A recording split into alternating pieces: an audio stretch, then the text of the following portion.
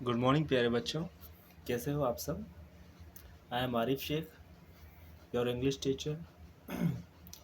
और मैं आशा करता हूँ आप सभी बड़े स्वस्थ और मस्त होंगे, क्योंकि स्वस्थ रहना तो बहुत ही ज़रूरी है। देखो, अगर मन लगे पढ़ाई करना है तो आप सबका स्वागत है एक्टिव स्टडी चैनल पे। Get full marks in English, है ना। इंग्लिश में पूरे में से पूरे नंबर कैसे लाना है उसकी तैयारी आपकी चल रही है यहाँ पर, ठीक है। It's about me, Arif Sheikh, PhD English history, NET CTET read qualified. तो मेरे प्यारे बच्चों, कल हम टेंसेस के बारे में हमने स्टार्ट किया था, और एक इंट्रोडक्शन चल रहा था कल कि टेंसेस को पढ़ने से पहले हमें क्या क्या चीज़ें जानना, क्या क्या पॉइंट्स हमें मालूम होना ज़रूरी है। तो कल हमने सब्जेक्ट देखा था। सब्जेक्ट क्या होता है ना। जो मेन हीरो होता है सेंटेंस के अंदर, वो सब्जेक्ट होता है। सारे के सारे कार्य वही करता है, क्योंकि, है ना। हमने यहाँ पर देख ही लिया था, और मुझे लगता है आपने कल देख लिया होगा। सब्जेक्ट कौन है यहाँ? सचिन चाय पी रहा है ना। कैलाश तैर रहा है ना। यहाँ पे देवे लड़ रहे हैं, है ना। ये डॉग है ना, ये रवि, ये इसके सब्जेक्ट हैं। मुझे पता है आपने बिल्कुल सही पहचान ही लिए होंगे फिर। उसके बाद में हमने मेन वर्ब देखी थी।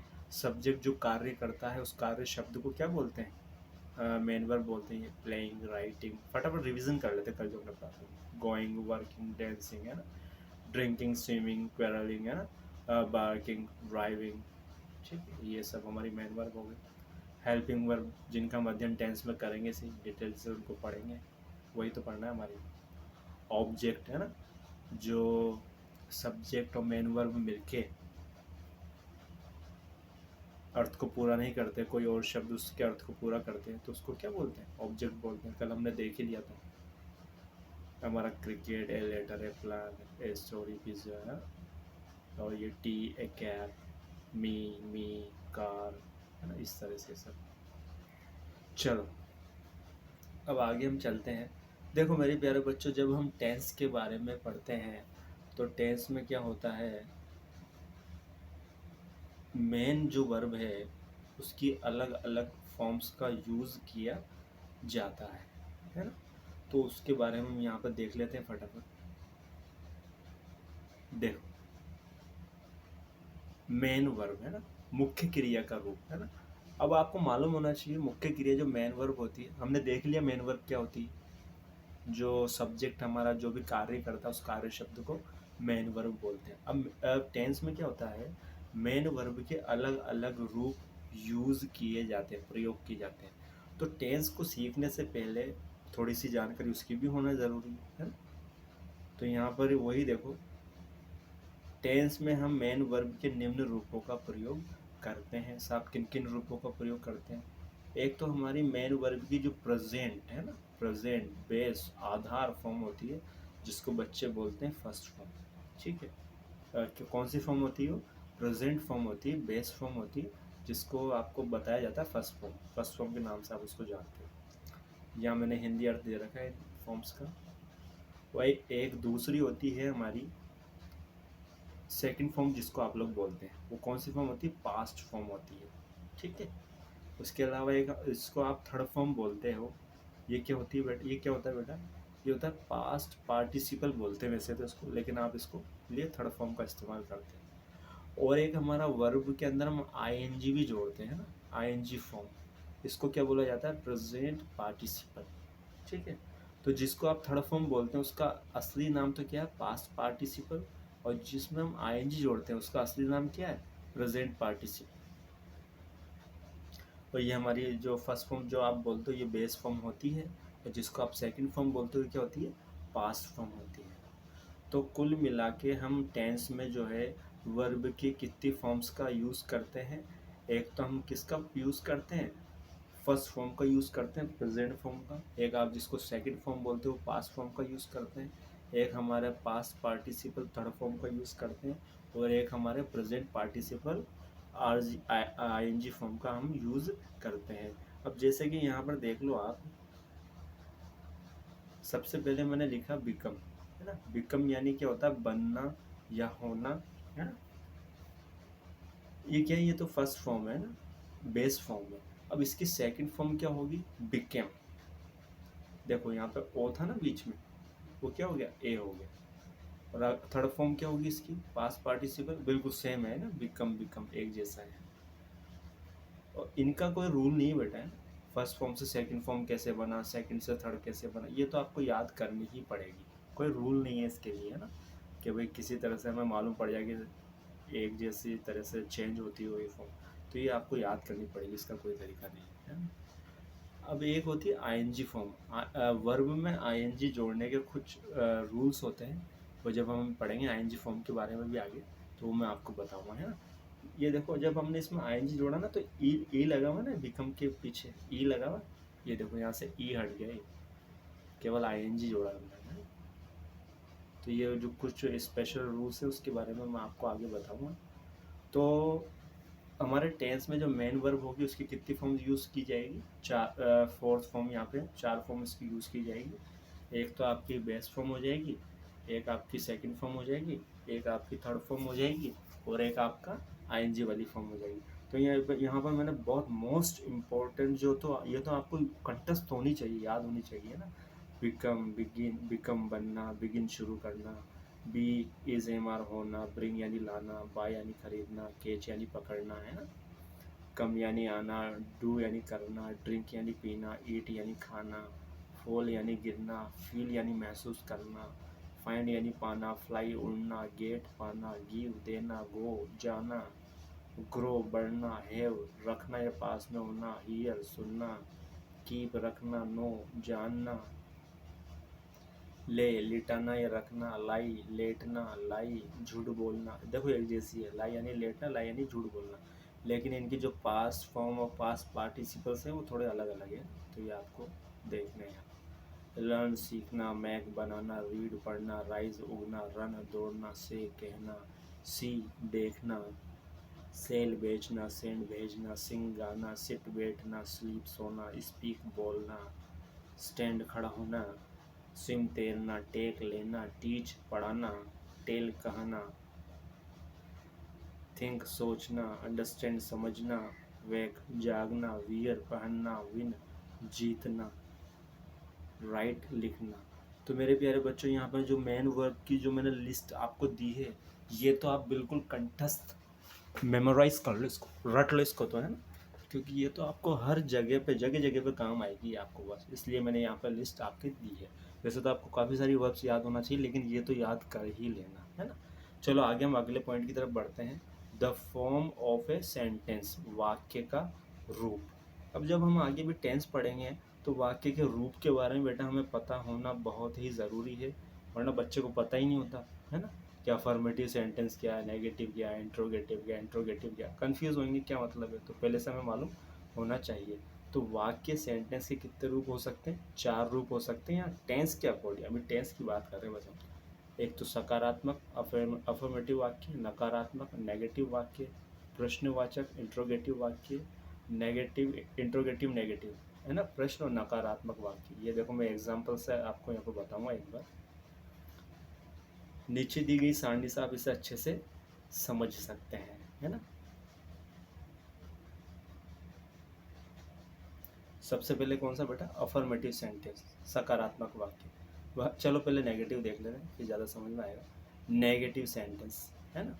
नेगेटिव सेंटेंस कौन से होते हैं, जिनके अंदर ना या नहीं का प्रयोग किया जाता है, उनको हम क्या बोलते हैं, negative sentence. He is not going to school, किसका यूज़ हो रहा है इसमें, नॉट का, है ना।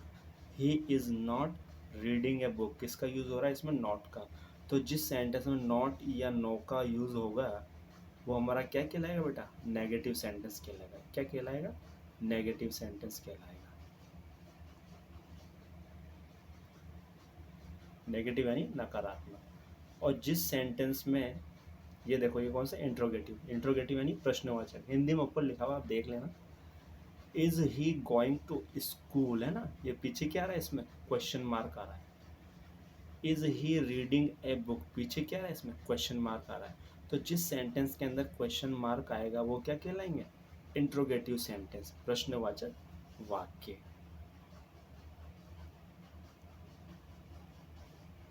अब देखो यहाँ पे अगला क्या है, इंट्रोगेटिव एंड नेगेटिव, यानी वो इंट्रोगेटिव भी रहेगा और वो नेगेटिव भी रहेगा, है ना। अब देखो उसमें क्वेश्चन मार्क भी आ रहा है ना, उसके अंदर क्या नॉट भी आ रहा है, क्वेश्चन मार्क भी आ रहा है, उसके अंदर क्या नॉट भी आ रहा है। तो उसको क्या बोलेंगे, इंट्रोगेटिव एंड नेगेटिव सेंटेंस, यानी कि वो प्रश्नवाचक भी है क्योंकि इंट्रोगेटिव भी उसमें प्रश्नवाचक चिन्ह भी आ रहा है, और वो नेगेटिव भी है कि उसके अंदर नॉट भी आ रहा है। नेगेटिव नकारात्मक तो कौन सा होगा, जिसमें नॉट आएगा। इंट्रोगेटिव कौन सा होगा, जिसमें क्वेश्चन मार्क आएगा। और इंट्रोगेटिव नेगेटिव कौन सा होगा, जिसके अंदर क्वेश्चन मार्क भी आएगा और नॉट भी आएगा, दोनों ही आएंगे। तो अब हमारा अफर्मेटिव सकारात्मक वाक्य कौन सा होगा, जिसके अंदर नॉट नहीं आएगा। देखो कहीं भी नॉट नहीं है इसके अंदर, जिसके अंदर क्वेश्चन मार्क भी नहीं आएगा। देखो कहीं भी क्वेश्चन मार्क नहीं है, फुल स्टॉप लगा हुआ है पीछे। तो आ गई बात समझ में। नेगेटिव सेंटेंस किसको बोलेंगे, जिसमें नॉट आएगा। इंट्रोगेटिव किसको बोलेंगे, जिसमें क्वेश्चन मार्क आएगा। इंट्रोगेटिव नेगेटिव किसको बोलेंगे, जिसमें क्वेश्चन मार्क भी आएगा और नॉट भी आएगा। ये क्वेश्चन मार्क भी आ रहा है, नॉट भी आ रहा है, क्वेश्चन मार्क भी आ रहा है, नॉट भी आ रहा है। ये इंट्रोगेटिव है ना, एक क्वेश्चन मार्क आ रहा है। ये नेगेटिव है ना, नॉट आ रहा है, ये नॉट आ रहा है। अब अफर्मेटिव सकारात्मक वाक्य कौन सा होगा, जिसके अंदर कहीं भी आपको नॉट भी नज़र नहीं आएगा और क्वेश्चन मार्क भी नज़र नहीं आएगा। तो आपके समझ में आ गई होगी बात कि नेगेटिव सेंटेंस किसको बोलेंगे और इंट्रोगेटिव किसको बोलेंगे, अफर्मेटिव किसको बोलेंगे ना। तो सिर्फ यहाँ पर यही समझना ना। चलो आगे बढ़ते हैं। अब वो तो क्या था बेटा, वाक्य का रूप था, है ना। अब आगे हम देखते हैं the structure of a sentence, वाक्य की संरचना। क्या है वाक्य की संरचना। टेंसेज में ऊपर दिए चारों वाक्य में, जो ऊपर हमने चार वाक्य पढ़े ना, अफर्मेटिव, नेगेटिव और इंट्रोगेटिव नेगेटिव, तो उनकी बात हो रही है। ऊपर दिए चारों वाक्यों में शब्दों का एक निश्चित क्रम होता है। जो हमने ऊपर अभी शब्द पढ़े थे ना, सब्जेक्ट, इसलिए तो पढ़े हमने ताकि हमें समझ में आए आगे। Subject, helping verb, verb, object. तो हर सेंटेंस में चाहे वो अफर्मेटिव हो, चाहे वो नेगेटिव हो, चाहे वो इंट्रोगेटिव हो, चाहे वो इंट्रोगेटिव नेगेटिव, सब में एक शब्दों का निश्चित क्रम होता है। उसी क्रम के अनुसार वाक्य में शब्दों को लिखा जाता है, वरना आपका वाक्य क्या हो जाता है, गलत हो जाता है। और उसी गलत वाक्य पे क्या करते हैं, आपके नंबर कटते हैं एग्जाम में, उसी की तो नंबर मिलते हैं आपको। शब्दों क्रम से लिखने लिए यही तो टेंस है, शब्दों क्रम से लिखते हैं ना। और जो वर्ब का यूज़ करते हैं वही टेंस है। तो हम वाक्य की संरचना में क्या पढ़ेंगे बेटा, ऊपर दिए चारों वाक्यों में जो भी हमने ऊपर पढ़े चार वाक्य, शब्दों का एक निश्चित क्रम होता है, उसी क्रम के अनुसार वाक्य में शब्दों को लिखा जाता है। तो वाक्य की संरचना में हम शब्दों का क्रम यहाँ पर देखेंगे। तो सबसे पहले बेटा कौन सा सेंटेंस देखेंगे, अफर्मेटिव सेंटेंस, सकारात्मक वाक्य में शब्दों का क्रम। सकारात्मक अफर्मेटिव सेंटेंस कौन सा अभी हमने ऊपर पढ़ा है, जिसके अंदर नॉट नहीं आएगा, जिसके अंदर क्वेश्चन मार्क भी नहीं आएगा, वो कौन सा सेंटेंस होगा बेटा, सकारात्मक, अफर्मेटिव, पॉजिटिव बोलते हैं इसको। तो देखो इसके अंदर सबसे पहले क्या आएगा, सब्जेक्ट आएगा, किस कौन से सेंटेंस में, अफर्मेटिव सकारात्मक वाक्य। उसके बाद क्या आएगी, हेल्पिंग वर्ब आएगी। उसके बाद में क्या आएगी, मेन वर्ब आएगी। उसके बाद में क्या आएगा, ऑब्जेक्ट आएगा। तो हमारा अफर्मेटिव सकारात्मक वाक्य के अंदर शब्द का क्रम क्या रहेगा, पहले नंबर पे क्या आएगा, सब्जेक्ट। दूसरे नंबर पे क्या आएगी, हेल्पिंग वर्ब। तीसरे नंबर पे क्या आएगी, मेन वर्ब। चौथे नंबर पे क्या आएगा, ऑब्जेक्ट। यही क्रम रहेगा, कोई सा भी टेंस हो, अफर्मेटिव सकारात्मक वाक्य में शब्दों का क्रम क्या रहेगा, यही रहेगा। अब जैसा कि आपने ऊपर पढ़ ही लिया अभी, सब्जेक्ट किसको बोलते हैं, हेल्पिंग वर्ब क्या होती है, मेन वर्ब क्या होती है, ऑब्जेक्ट क्या होता है ना। इसलिए तो मैं आपको स्टेप बाय स्टेप पढ़ा रहा हूँ ताकि कंफ्यूजन नहीं होगा ना। आपने जान लिया subject, helping verb, main verb, object आपको पता है ही अब क्या होता है। अब हम बात कर रहे हैं अफर्मेटिव सेंटेंस में शब्दों का क्रम क्या रहेगा। तो सबसे पहले नंबर पे तो क्या आएगा बेटा, सब्जेक्ट, ये ही लिख दिया हमने। उसके बाद हेल्पिंग वर्ब जो टेंस के अनुसार आएगी हम आगे पढ़ेंगे। यहाँ पे अभी हमने ईज का इसका इस्तेमाल कर लिया। मेन वर्ब यहाँ पे क्या होगी, गोइंग हो गई। ऑब्जेक्ट क्या हो गया, टू स्कूल हो गया। तो हमने सबसे आगे लिखा सब्जेक्ट ही। उसके बाद में हेल्पिंग वर्ब लिखी इज, मेन वर्ब लिखी गोइंग, ऑब्जेक्ट लिखा टू स्कूल। अब है ना, अगर आप ऐसे लिखोगे ना, ये ही लिख दिया आपने, फिर आपने गोइंग लिख दिया, है ना। फिर उसके बाद में आप इज लिख रहे हो, है ना। फिर उसके बाद में टू स्कूल लिख रहे हो, या इसके अलावा आपने कोई और क्रम यूज़ करा है ना। आपने पहले इज़ पहले लिख दिया, ही बाद में लिख रहे हो, है ना। टू स्कूल पहले लिख दिया, गोइंग बाद में लिख रहे हो, तो आपका सेंटेंस गलत हो जाएगा। इसलिए आपको अफर्मेटिव सेंटेंस सकारात्मक वाक्य में क्या, यही शब्दों का क्रम यही होना चाहिए, तभी उस आपका सेंटेंस राइट रहेगा, सही रहेगा, है ना। तो सबसे आगे क्या, सब्जेक्ट लिख दिया, ये देखो ही। उसके बाद में हेल्पिंग वर्ब इज। उसके बाद में मेन वर्ब जाना, पढ़ना, लिखना, खेलना। उसके बाद में ऑब्जेक्ट विद्यालय जा रहा है ना, किताब पढ़ रहा है, पत्र लिख रहा है, हॉकी खेल रहा है। तो ये किसका क्रम हो गया बेटा, अफर्मेटिव सकारात्मक वाक्य का क्रम हो गया ये, है ना। अब देखो आगे चलते हैं, कौन सा सेंटेंस आएगा, नेगेटिव, नकारात्मक, जिसके अंदर नॉट या नहीं आता। अब देखो सकारात्मक वाक्य में क्या क्रम था वाक्य का, शब्दों का। सबसे पहले सब्जेक्ट आ रहा था, फिर हेल्पिंग वर्ब आ रही थी, फिर मेन वर्ब आ रही थी, फिर ऑब्जेक्ट आ रही थी। अब अगर आपको बोले कि सकारात्मक, इस तरह का क्वेश्चन भी आ सकता है एग्जाम में, सकारात्मक वाक्य किस में बदलिए, नकारात्मक में। तो आपको क्या करना है, हेल्पिंग वर्ब और मेन वर्ब दोनों के बीच में नॉट लिखना है, ठीक है। हेल्पिंग वर्ब और मेन वर्ब के बीच में, दोनों के बीच में क्या लिखना है आपको, नॉट लिखना है। वो अपना आप नेगेटिव हो जाएगा, कुछ भी नहीं करना आपको, बस यही लिखा हुआ सब्जेक्ट, हेल्पिंग वर्ब इज लिखी हुई, मेन वर्ब गोइंग लिखा हुआ, ऑब्जेक्ट क्या लिखा, टू लिखा हुआ, टू स्कूल लिखा हुआ। तो आपको हेल्पिंग वर्ब और मेन वर्ब इन दोनों के बीच में क्या डालना है, नोट डालना है, उसमें वो नेगेटिव हो जाएगा। अगर मैं आपको बोलूँ, ये आपका सेंटेंस है, ही इज़ ड्रिंकिंग कॉफ़ी, इसको क्या बोला, बनाओ नेगेटिव, नकारात्मक। तो आपको क्या करना है, ये जो हेल्पिंग वर्ब है और ये जो मेन वर्ब है ना, इन दोनों के बीच में यहाँ पे क्या डालना है, आपको नॉट डालना है। तो कैसे हो जाएगा, he is not drinking coffee, कैसे हो जाएगा ये देखो, ही इज़ नॉट ड्रिंकिंग कॉफ़ी। आगे बात समझ में, ये ही इज़ प्लेइंग हॉकी। तो ये आपका सब्जेक्ट, ये आपकी हेल्पिंग वर्ब, ये आपकी मेन वर्ब, दोनों के बीच में क्या डालोगे आप, नॉट। तो ये क्या हो जाएगा, नेगेटिव सेंटेंस हो जाएगा। ये देखो, ही इज़ नॉट प्लेइंग हॉकी।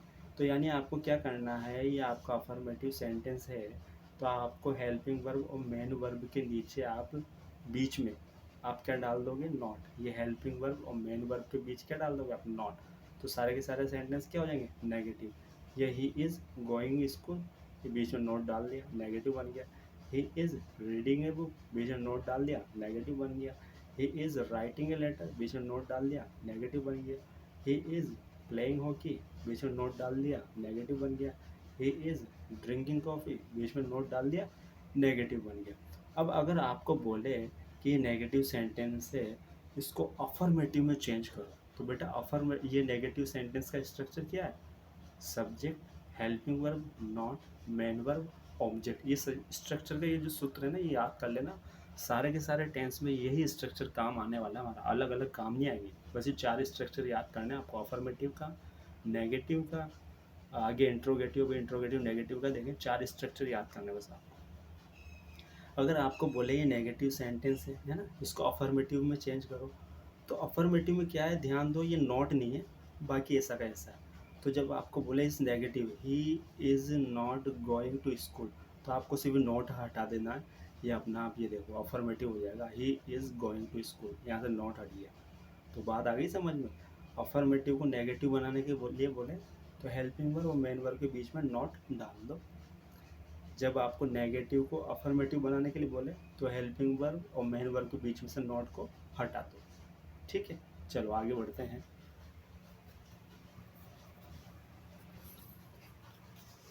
अगला सेंटेंस है हमारा इंट्रोगेटिव सेंटेंस, प्रश्नवाचक वाक्यों में शब्दों का क्रम। तो प्रश्नवाचक वाक्यों में शब्दों का क्रम क्या रहेगा बेटा, helping verb, subject, main verb, object. अब देखो ध्यान दो आप, अफर्मेटिव सेंटेंस में क्या था, सब्जेक्ट थी, फिर हेल्पिंग वर्ब, फिर मेन वर्ब, फिर object. Subject, helping, man, object, है ना। Subject, helping, man, object. अब देखो इंट्रोगेटिव में क्या है, हेल्पिंग, सब्जेक्ट, मैन, ऑब्जेक्ट, मतलब मैन और ऑब्जेक्ट तो अपनी जगह ही है, लेकिन अफर्मेटिव में क्या था, सब्जेक्ट, हेल्पिंग, है ना। अब इंट्रोगेटिव में क्या हो गया, वो हेल्पिंग आ गई, सब्जेक्ट पीछे चला गया, मतलब इन दोनों ने आपस में एक दूसरे की जगह ले ली, यही है। अफर्मेटिव में क्या था, ही इज, इंट्रोगेटिव में क्या हो गया, इज ही, एक दूसरे की जगह चेंज कर ली उन्होंने बस, तो वो अपना प्रश्नवाचक वाक्य हो गया। और पीछे इसका इंट्रोगेटिव साइन लगाना भूले नहीं, वो जरूर लगाएं आप, है ना।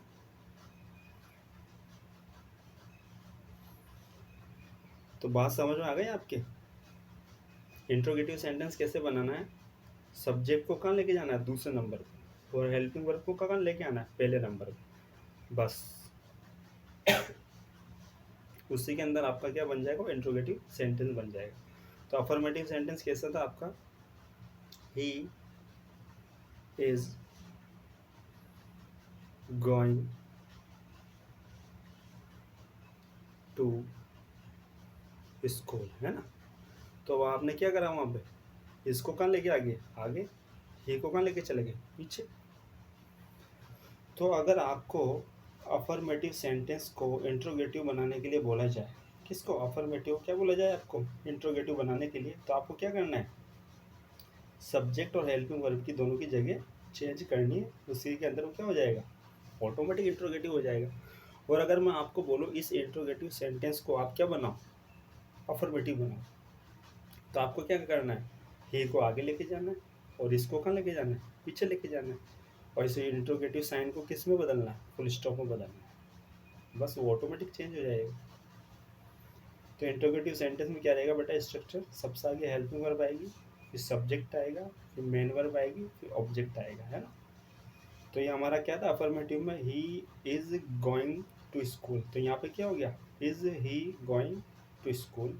उसी तरह से is he reading a book, is he writing a letter, तो कुछ नहीं करा हमने, है ना। सब्जेक्ट को कहाँ लेके चले गए, पीछे, और हेल्पिंग वर्ब को कहाँ लेके चले गए, आगे, बस इतना सा अंतर है। चलो आगे बढ़ते हैं। अब हमारा जो इंट्रोगेटिव सेंटेंस का स्ट्रक्चर क्या था बेटा, helping verb, subject, main verb, object, यही है ना ऊपर देखो, helping verb, subject, main verb, object, यही है हमारा स्ट्रक्चर। अब जब इस इंट्रोगेटिव को हमारा नेगेटिव भी बनाना हो, साथ में प्रश्नवाचक को साथ में नकारात्मक भी बनाना हो, तो हम क्या करेंगे, ये जो सब्जेक्ट है और जो मेन वर्ब है, इन दोनों के बीच में क्या जोड़ देंगे, नॉट जोड़ देंगे, ये करेंगे बस हम यहाँ। ये देखो, ये हमारा इंट्रोगेटिव सेंटेंस था, is he going to school, तो बीच में हमने क्या जोड़ दिया, नॉट जोड़ दिया। Is he reading a book, बीच में क्या जोड़ दिया, नॉट जोड़ दिया। Is he writing a letter, तो ये जो सब्जेक्ट है हमारा और ये हमारी जो मेन वर्ब है, दोनों के बीच में हमने क्या जोड़ दिया, नॉट जोड़ दिया। ये सब्जेक्ट, ये मेन वर्ब, दोनों के बीच में नॉट जोड़ दिया, ये सब्जेक्ट, ये मेन वर्ब, दोनों के बीच में नोट हमने यहाँ पर जोड़ दिया। तो आपको चार स्ट्रक्चर याद करने, चारों की संरचना है ना। अफर्मेटिव में तो क्या, subject, helping verb, main verb, object, ये हमारे शब्दों का क्रम रहेगा। अगर इसको आपको नेगेटिव बनाना हो तो हेल्पिंग वर्ब और मेन वर्ब के बीच में नॉट जोड़ दो। अगर आपको इसको इंट्रोगेटिव बनाना हो तो हेल्पिंग वर्ब को आगे लेके आ जाओ और सब्जेक्ट को पीछे लेके चले जाओ, है ना। उसी तरह से हमारा ये नेगेटिव का subject, helping verb, not, main verb, object, इस नेगेटिव का आपको अफर्मेटिव बनाना हो तो नॉट को हटा दो यहाँ से, अफर्मेटिव बन जाएगा।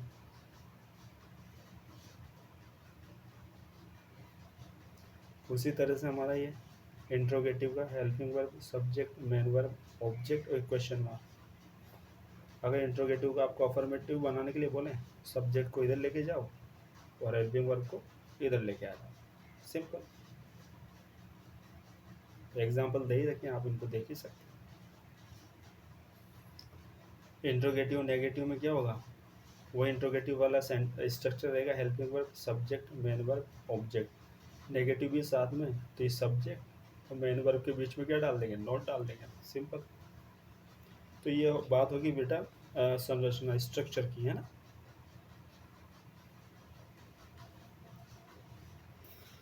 चलो आगे देखते हैं, अब आते हैं टेंस की तरफ बढ़ते हैं। द टेंसेज, हमने यहाँ अभी तक सीख लिया सब्जेक्ट क्या होती है, वर्ब क्या होती है, ऑब्जेक्ट क्या होता है ना।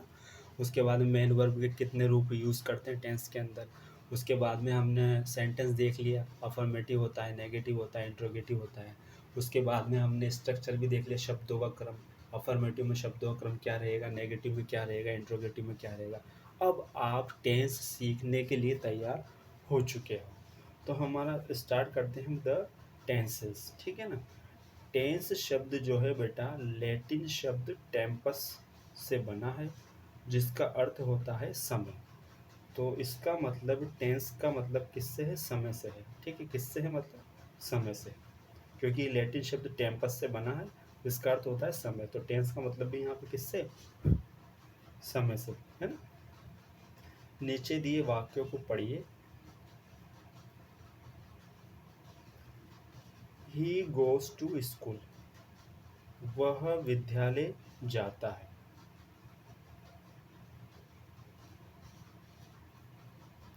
ही वेंट टू स्कूल, वह विद्यालय गया था। ही शेल गो टू स्कूल, वह विद्यालय जाएगा। अब यहाँ पर अगर ध्यान दो तो एक चीज देख सकते हो, वह विद्यालय जाता है ना, ये लिखा हुआ एक तो, और एक वह विद्यालय गया था, ये लिखा हुआ। अब जो ये शब्द है ना हमारे को, जाता है और ये गया था, ये क्या है, जाना क्या है, जाना क्या है बताओ, मेन वर्ब, यही तो मेन वर्ब है, यही पढ़ के है ना अभी हम। जो कार्य है वही तो मेन वर्ब है हमारी, है ना। जो कार्य शब्द का जो नाम है वो क्या है, मेन वर्ब है। तो यहाँ पे जब आप देख रहे हो ये जो शब्द है भाई, वह तो ऐसा कैसे आ रहा है, विद्यालय भी ऐसा कैसे आ रहा है। एक तो ये आ रहा है गोज, जाता है, और एक आ रहा है वेंट, गया था। जो इस वर्ब का जो वर्ब है, मेन वर्ब है, अलग रूप है नहीं, यहाँ पे अलग तरह से लिखा हुआ है, यहाँ पे अलग तरह से लिखा हुआ है। जो ये लिखा हुआ है जाता है, ये हमारे प्रेजेंट, आज के समय के बारे में बता रहा है। वेंट, गया था, यानी कि बीते हुए समय के बारे में बता रहा है। यही बता रहा है हमारे को यहाँ पर। कौन बता रहा है हमारे को, यही थोड़ी बता रहा है, नए विद्यालय बता रहा है। तो कौन बता रहा है हमारे को, हमारे को गोस बता रहा है, वेंट बता रहा है ना। इसी से मालूम पड़ रहा है हमारे को। और आगे देखो, ही शेल गो टू स्कूल, वह विद्यालय जाएगा। हे भी वैसा का वैसा लिखा हुआ है, स्कूल भी ऐसा कैसा लिखा हुआ है। अब यहाँ पे क्या अलग लिखा हुआ है, शेल गो। गो क्या है, मेन वर्ब, शेल क्या है, हेल्पिंग वर्ब। तो देखो आगे क्या लिखा हुआ है, यहाँ आप देख सकते हैं कि वर्ब का अलग अलग रूप देखा ना। पहले वाले सेंटेंस में क्या लिखा हुआ है, गो लिखा हुआ है ना। दूसरे वाले सेंटेंस में क्या लिखा हुआ है, वेट लिखा हुआ है। तीसरे वाले सेंटेंस में क्या लिखा हुआ है, शेल गो लिखा हुआ है। बाकी ही तो सब में एक जैसा लिखा हुआ है, टू स्कूल भी सब में एक जैसा लिखा हुआ है। यानी वह भी वैसा का वैसा है, विद्यालय भी वैसा का वैसा है। लेकिन जाता है, गया था और जाएगा, जो हमारी मेन वर्ब है, जो हेल्पिंग वर्ब है, वो उसका अलग अलग रूप है। तो उसी की बात कर रहे हैं यहाँ पर। यहाँ आप देख सकते हैं कि वर्ब का अलग अलग रूप हमें अलग अलग समय की जानकारी देता है। जाता है तो हमें आज की जानकारी दे रहा है, अभी की, रोजाना की, है ना। और गया था हमें बीते समय की जानकारी दे रहा है, और जाएगा हमें आने वाले समय की जानकारी दे रहा है। तो टेंस में हम अलग अलग समय में वर्ब के अलग अलग रूपों का अध्ययन करते हैं। तो ये जो बेटा ये जो आपने यहाँ पे वर्ब देखी ना, ये गोज, वेंट, है ना, शेल गो। तो इस वर्ब का जो अलग अलग रूप होता है समय के अनुसार, है ना। तो टेंस, तो हम इसी का अध्ययन करते हैं, इसी चीज को इंग्लिश में क्या बोलते हैं, टेंस बोलते हैं। इस अलग अलग वर्ब के रूप के अध्ययन को ही इंग्लिश में क्या बोला जाता है, टेंस बोला जाता है ना। जब आप इस सारणी को देखेंगे तो पाएंगे कि इस आधार पर हम समय को 3 भागों में विभक्त कर सकते हैं, प्रेजेंट, पास्ट और फ्यूचर। देखा ना आपने? जब आपने यहाँ पर देखा ये वर्ब का रूप रोजाना से संबंधित है ना, तो इसको तो क्या बोलेंगे, प्रेजेंट टाइम बोलेंगे, इसको प्रेजेंट टेंस बोलेंगे। और जो ये गया था बीते समय का है ना, तो इसको क्या बोलेंगे इंग्लिश में, पास्ट टाइम बोलेंगे ना, पास्ट टेंस बोलेंगे। उसी तरह से जो आने वाले समय की बात होगी उसको इंग्लिश में क्या बोलेंगे, फ्यूचर टाइम बोलेंगे, फ्यूचर टेंस बोलेंगे। ठीक है बच्चों, अब आगे हम और इसका क्लासिफिकेशन कल हम डिस्कस करेंगे। अभी काफ़ी लंबा हो गया, 30 मिनट का वीडियो हो गया है ना। तो मेरे प्यारे बच्चों, हमने सब्जेक्ट, वर्ब, ऑब्जेक्ट है ना, और मेन वर्ब के रूप, और उसके बाद में हमने है ना सेंटेंस की के फॉर्म, अफर्मेटिव, नेगेटिव है ना, उसके बाद में अफर्मेटिव नेगेटिव शब्दों का क्रम, उसके बाद में हमने आज ये टेंस को भी समझ लिया है ना, टेंस में हम क्या करते हैं, क्या हमारा उद्देश्य होता है ना, किस किस तरह का टेंस होता है। ठीक है, ये सब बातें बेसिक ही जानना जरूरी है, तभी आपको आगे की बातें समझ में आएगी। अगर ये नहीं जानते ना आप, तो आपको आगे की बातें समझ में नहीं आने वाली फिर। तो आज के लिए इतना ही। कल हम फिर इसी को कंटिन्यू करेंगे आगे और समझेंगे टेंस के बारे में। और मैं बता रहा हूँ टेंस इतना अच्छे से कर लेंगे हम कि आपके जितने भी है ना अलग अलग क्लासेस में अलग अलग नंबर का है, 6 7 8 10 नंबर तक भी आता है ये है। तो पूरे में से पूरे नंबर आएंगे आपके, लेकिन आप मेरे साथ बने रहो, तैयारी करते रहो। ठीक है प्यारे बच्चों, मन लगा के पढ़ाई करना। और इसकी पीडीएफ मैं आपको अभी कमेंट बॉक्स में लिंक दे दूँगा, वहाँ से आप डाउनलोड कर सकते हो। इसके अलावा जो मेरे ग्रुप में जो बच्चे जुड़े हुए हैं उनको मैं दिन तक इसकी पीडीएफ डायरेक्ट भी सेंड कर दूँगा। ठीक है बच्चों, तो आप चाहो तो नोटबुक में इनको लिख के रखो, आपकी तैयारी करी है। और चाहो तो डायरेक्ट इस पीडीएफ को सेव करके रखो, उससे भी डायरेक्ट आप पढ़ सकते हो। ठीक है बच्चों, see you soon in the next class. Take care then.